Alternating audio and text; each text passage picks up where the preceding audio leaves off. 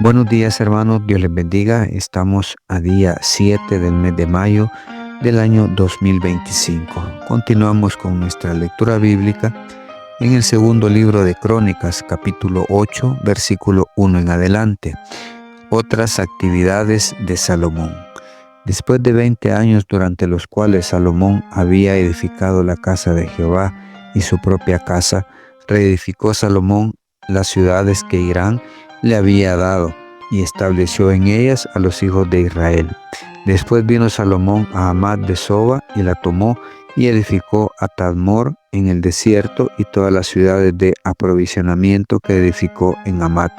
Asimismo reedificó a Bet-Orón la de arriba y Bet-Orón la de abajo, ciudades fortificadas con muros, puertas y barras, y a Baalat y a todas las ciudades de provisiones que Salomón tenía, también todas las ciudades de los carros y las de la gente de a caballo, todo lo que Salomón quiso edificar en Jerusalén, en el Líbano y en toda la tierra de su dominio, y a todo el pueblo que había quedado de los heteos, amorreos, fereceos, heveos y jebuseos, que no eran de Israel, los hijos de los que habían quedado en la tierra después de ellos, a los cuales los hijos de Israel no destruyeron del todo, hizo Salomón tributarios hasta hoy.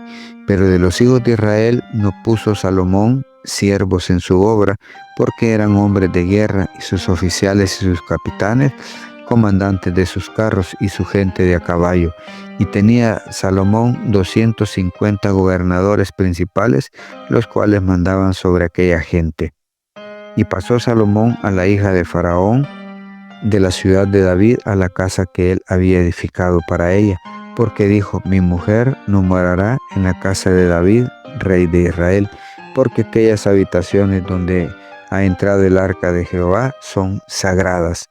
Entonces ofreció Salomón holocausto a Jehová sobre el altar de Jehová que él había edificado delante del pórtico, para que ofreciese cada día en su día, conforme al mandamiento de Moisés, en los días de reposo, en las nuevas lunas y en las fiestas solemnes, 3 veces en el año, esto es, en la fiesta de los panes sin levadura, en la fiesta de las semanas y en la fiesta de los tabernáculos.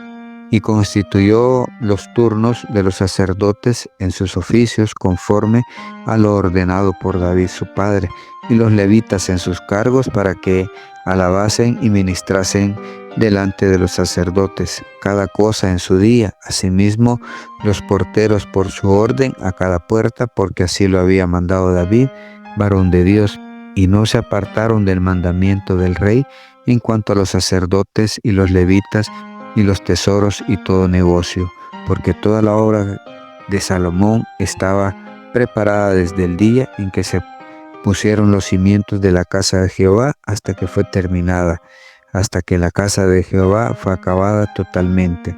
Entonces Salomón fue a Esión-Geber y a Elot, a la costa del mar en la tierra de Edom, porque Hirán le había enviado naves por mano de sus siervos y marineros diestros en el mar, los cuales fueron con los siervos de Salomón a Ofir y tomaron de allá 450 talentos de oro y los trajeron al rey Salomón. Hermanos, vemos cómo Salomón, después de la celebración, después de la dedicación del templo, después de esa fiesta en honor a Dios, Salomón continúa con otras actividades, reedifica varias ciudades y nuevamente él pone el orden entre los sacerdotes y cómo habían de ofrecer cada uno su servicio en el templo de Jehová en cada una de las fiestas. Él constituyó los turnos, o sea, les puso los turnos a cada uno de los sacerdotes conforme a como David se lo había mencionado, se lo había dicho en su momento. Entonces vemos cómo Salomón impone un orden para la celebración de las cosas, no hacerlo solo por hacerlo, sino que con un orden para evitarse cualquier problema, cualquier discusión. Vemos cómo Salomón cumple con la ley, no se aparta de los mandamientos de nuestro Dios y principalmente los dados a los sacerdotes y los levitas, y todo lo que era pues referente a la casa de Dios. Nosotros de igual manera tenemos que aprender a ser ordenados en el servicio a nuestro Dios, en ordenar nuestra situación para con Dios, nuestro hogar, nuestra iglesia. Dios es un Dios de orden y por ende tenemos que buscar ese orden dentro de nosotros. ¿Queremos agradar a Dios? Cumplamos su palabra y seamos ordenados. Todo tiene su tiempo, todo tiene su hora, dice Eclesiastés.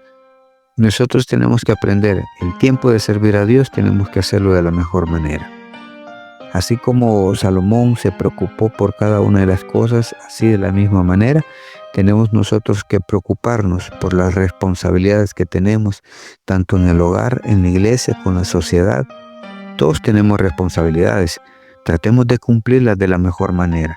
Seamos obedientes a la palabra de Dios. Tomemos ejemplo de todos estos reyes, de cómo hicieron las cosas, los que hicieron mal, para no hacer mal nosotros, los que hicieron bien. Hay que copiar aquel bien que hicieron, porque de eso se trata. Todos los libros del Antiguo Testamento nos mencionan, nos hablan de la historia de Israel, de la relación de Dios con su pueblo. Para nosotros, los gentiles, venimos en el Nuevo Testamento, cuando ya somos incluidos para poder recibir la gracia de Dios. Pero en aquel entonces estamos viendo toda la historia de Israel, cómo fue siendo formado, instruido, castigado, bendecido por Dios. Tenemos que aprender a tomar el ejemplo de todos aquellos que fueron bendecidos por hacer bien las cosas. Si vamos a copiar, copiemos lo bueno, no copiemos lo malo. Copiemos todo aquello que hicieron reyes y todos aquellos hombres valientes, todos aquellos profetas, todos aquellos que se dedicaron al servicio a Dios. Tomemos lo bueno de ellos. Veamos cómo buscaron agradar a Dios con sus acciones. De igual manera, nosotros hoy en día tenemos que buscar esas formas, esas maneras de cómo agradar a nuestro Dios. No se trata de cuánto agradamos al mundo. Pablo dice que si busco agradar al mundo, a los hombres, entonces no soy siervo de Jesucristo. Entonces tenemos que ver que nuestro servicio, buscar agradar a Dios, tiene que ser eso, agradar a Dios, no a los hombres. Los hombres, al final de cuentas, el ser humano nos va a criticar. Hagamos bien, hagamos mal, siempre nos van a criticar. Pero Dios va a ver lo que nosotros estamos haciendo. Va a tomar en cuenta todas aquellas acciones buenas que nosotros hagamos de corazón para su servicio, para buscarle, para buscar tener esa comunión con Él. Aprendamos de cada uno de estos personajes lo bueno que hicieron. Practiquémoslo y veremos la mano de Dios sobre nuestra vida, sobre nuestra iglesia. Hermanos, obediencia a la palabra de Dios trae bendición. Obedezcamos y seremos bendecidos. Bendiciones, hermanos. Esto ha sido un cafecito para el alma.